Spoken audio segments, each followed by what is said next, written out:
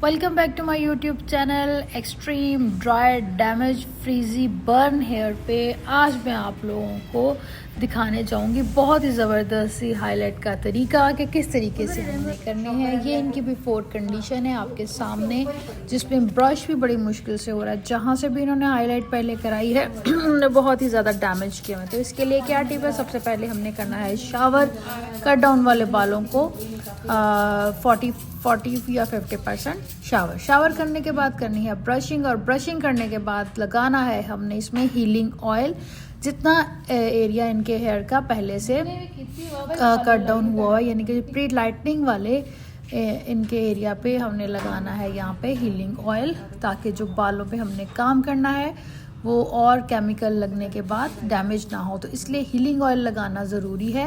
आपके पास कोई और अच्छा सीरम हो तो आप वो भी प्रोटेक्शन वाला सीरम लगा सकते हैं। मैंने हीलिंग ऑयल लगा के अच्छी तरह से कर ली है ब्लेंडिंग करने के बाद अगेन करूँगी मैं हेयर ब्रश इनके बालों में, और हेयर ब्रश करने के बाद दिखाऊँगी आपको फाइनल लुक। आफ्टर हाईलाइट हमने जो टारगेट अचीव किया है इनके बालों का वो ये है जनाब सारा आप लोगों के सामने। बिफोर कंडीशन तो आपने देख ही ली थी और टिप भी, और आफ्टर कंडीशन है सारी ये इनके बालों की कितने ज़्यादा डिसेंट, कितने स्मूथ इनके और कितनी शाइनी सी लुक इनके बालों में आ रही है। तो आफ्टर लुक आप लोगों के सामने है, और ये हमने रिज़ल्ट कैसे अचीव किया है ये सारा मैं आपको इस वीडियो में दिखाऊंगी। तो इस चीज़ को जानने के लिए वीडियो को एंड तक ज़रूर देखिएगा। इसके साथ साथ चैनल को सब्सक्राइब ज़रूर कर दीजिएगा और बेल आइकन का बटन भी प्रेस कर दीजिएगा, ताकि आप लोगों को नोटिफिकेशन शो होती रहे। और साथ साथ अगर मेरी वीडियो आप लोगों को अच्छी लगे तो इसको लाइक और शेयर ज़रूर कीजिएगा, ताकि जो बाकी लोग हैं उन तक भी ये तरीका पहुंच सके कि हमने किस तरह से ये रिज़ल्ट अचीव किया है इस तरह से एक्सट्रीम डैमेज हेयर के ऊपर। तो चलिए जी, इसका आखिरी जो था इससे पहले हमने किया था स्ट्रेटनर करने के बाद आपको दिखाई है ये लुक बालों की जो हमने आफ्टर रिज़ल्ट अचीव की है। स्ट्रेटनर करने से पहले हमने बनाई थी सेक्शनिंग, और सेक्शनिंग में भी देखें आपको कितनी खूबसूरत लाइनिंग नज़र आ रही है। उससे पहले किया था ब्लो ड्राई, उससे पहले किया था हेयर ड्रायर और बालों को ड्राई करने के लिए, और ताकि बाल खुश्क हो जाएं और हम अगले ब्लो ड्राई की तरफ काम कर सकें।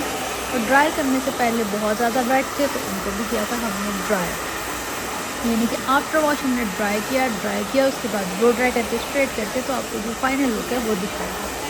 तो ड्राई करने से पहले हमने हेयर वॉश किए थे, वो भी मैं आपको भी दिखाऊंगी, और क्या क्या लगाया था वो भी बिल्कुल मैं बताऊंगी।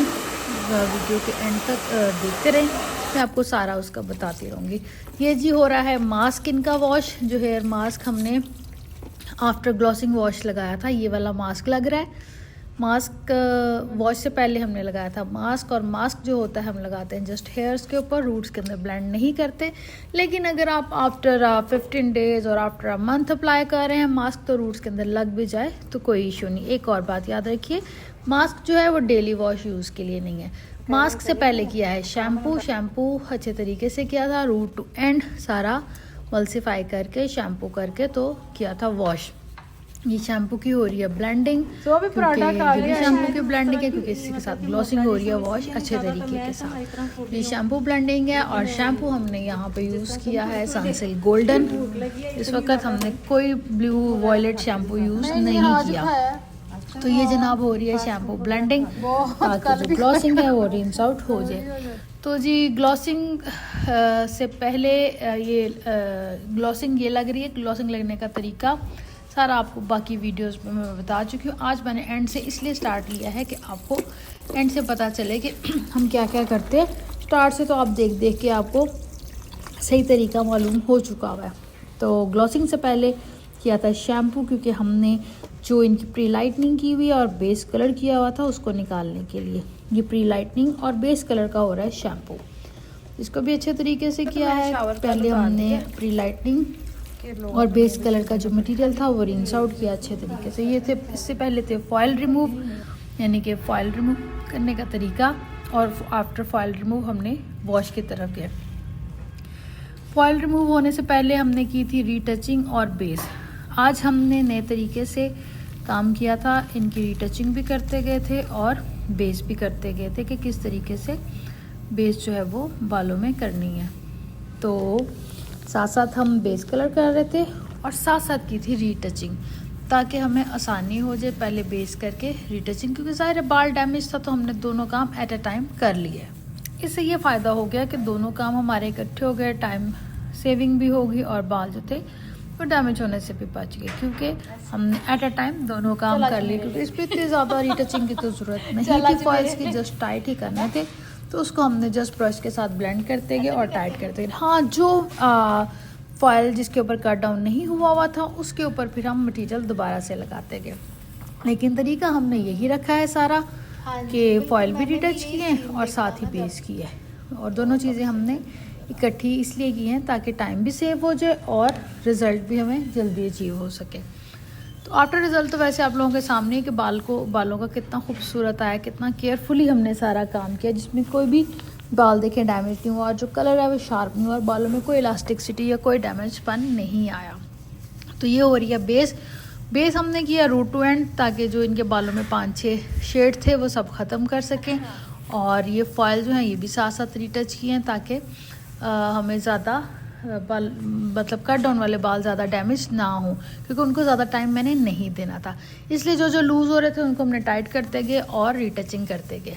बेस भी जो है रूट टू एंड अप्लाई हो रही है ताकि सारा जो इनका शेड है पहले वाला वो इवन हो जाए। अब शेड बालों में क्या अप्लाई किया है, कौन सा शेड किया है, कौन सी कंपनी का किया, ये सारा मैं आपको आगे चल के बताऊंगी, जिसने इनके बालों को सेफ रखा, डैमेज होने से बचाया। तो ये हो रहा है जी कलर मिक्स। कलर में हमने मिक्स किया है जी मीडियम ब्राउन और dark brown colour. Medium brown और डार्क ब्राउन कलर को हमने मिक्स किया 20 वॉल्यूम से। उससे पहले मैं आपको दिखाती हूँ सारे बालों के जो फॉइल हैं वो अप्लाई हो गए थे।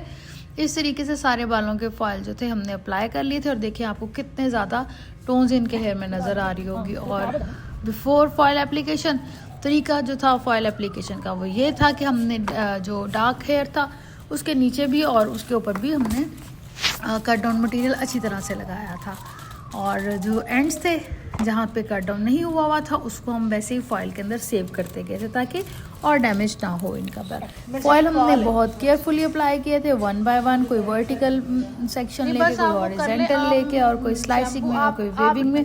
फॉइल एप्लीकेशन का तरीका हमने ये रखा था, मैंने एक तरह से फॉइल नहीं लगाया, क्योंकि जहाँ मुझे लग रहा था मुझे सेक्शन ज़्यादा लेना है वहाँ मैंने की स्लाइसिंग, और जहाँ मुझे लग रहा था मुनासिब लेना है वहाँ मैंने लिए वेविंग। तो आप इस तरीके से दोनों काम कर सकते हैं। ज़रूरी नहीं है कि आप अगर वेविंग पे काम करें तो आपने सारा वेविंग पे करना है, आप स्लाइसिंग पे करें तो आपने सारा काम स्लाइसिंग पे करना है। ये सारा आपके जहन की एक गेम है जो आपने खेल के एक रिज़ल्ट जो है वो अचीव करना होता है। तो इस तरह से मैंने फॉइल एप्लीकेशन किए थे 1 बाय 1, रूट से छोड़ के और एंड तक। डल साइड फॉइल की ऊपर रखनी है, शाइन वाली साइड नीचे रखनी है, ताकि फॉइल जो है वो स्लिप ना हो। तो जो कट डाउन वाला बाल है उसको फॉइल से बाहर कर देना होता है, या उसके ऊपर मटीरियल अप्लाई नहीं करना होता ताकि वो और डैमेज ना हो। वैसे तो इसकी प्रोटेक्शन मैंने लगा ली थी हीलिंग ऑयल और हेयर को वेट करके, लेकिन फिर भी आप केयरफुली इसको करेंगे। देखिए बालों में कितनी ज़्यादा टोन है, कितने ज़्यादा शेड है, कहीं पे कट डाउन है, कहीं पे बेस कलर है, कहीं पे मैरून है, कहीं पे कैसा पिगमेंट है, कहीं पे मीडियम ब्राउन है। इन सब शेड्स को इवन करने के लिए रूट टू एंड करना है कट डाउन अप्लाई। तो ये मटेरियल मिक्स हो रहा है कट डाउन करने के लिए। इसको मिक्स किया मैंने डिक्सन का BH पाउडर और 20 वॉल्यूम, क्योंकि मुझे रखना है सेफ इन बालों को जो बहुत ज़्यादा डैमेज और बहुत ज़्यादा एक्सट्रीम डैमेज और फ्रीजी हेयर है। बिफोर कंडीशन ये है बालों की कि बालों में ब्रश भी नहीं हो रहा। इसमें हीलिंग ऑयल इस अप्लाई किया, ये सेक्शनिंग की है, पहले शीट लगाई है, और बिफोर कंडीशन एक बार फिर से मैं आपको दिखाती हूँ। टेक केयर, अल्लाह हाफिज़।